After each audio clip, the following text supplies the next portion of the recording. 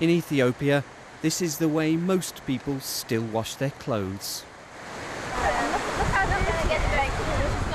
As our three young explorers have just found out, in this region, this is also the only natural source of fresh drinking water that never dries up. For the several 100,000 people who live near its banks, it's also an open sewer.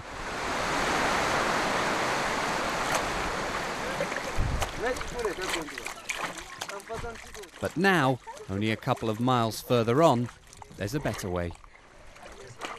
The water was clear. It's clear. In the village of Elaloka, Helen's discovered that this washstand has just been installed. Before they had to walk up to 5 hours to get to the river, and that water would be really dirty, so it wouldn't really be very effective at all.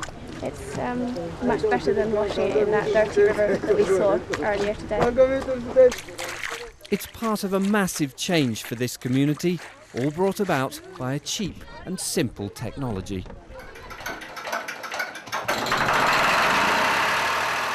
This water pump is the result of a project funded by the charity WaterAid, by money raised here in the Midlands.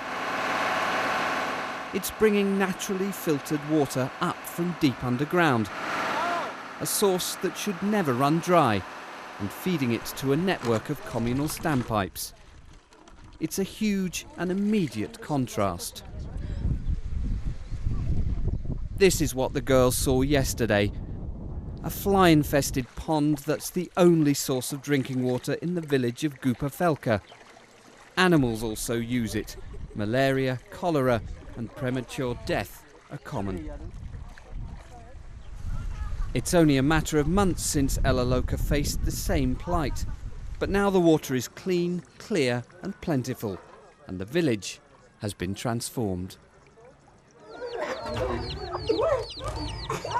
Sherilyn's being put to work.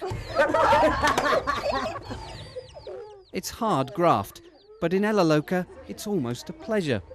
Until the pump and taps came, they didn't have time for food preparation like this. The nearest water was a 5-hour walk. With the help of a translator, Sherilyn is finding out just how much that means. How has it helped them?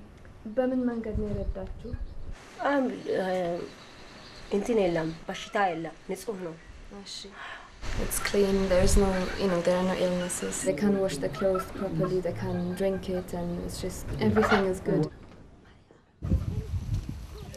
Across the village, Lisa has discovered another innovation introduced by WaterAid. I wouldn't like to go to the toilet here actually, because there's no door and there's no toilet seats, but obviously they're going to be really beneficial for the families.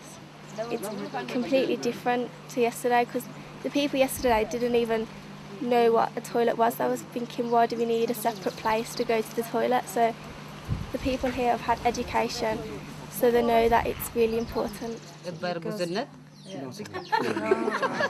And they also know they can look forward to the future with optimism.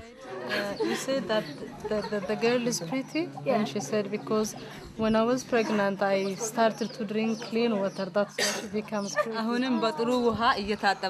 Even now she's been, bathed with clean water, that's why she's pretty. Yeah.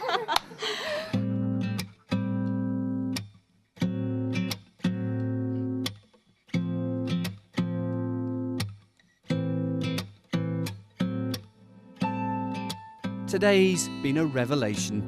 Just months after the taps and the toilets came to Elaloka, the villagers have seen a massive change. How much more will their lives be transformed in the years to come?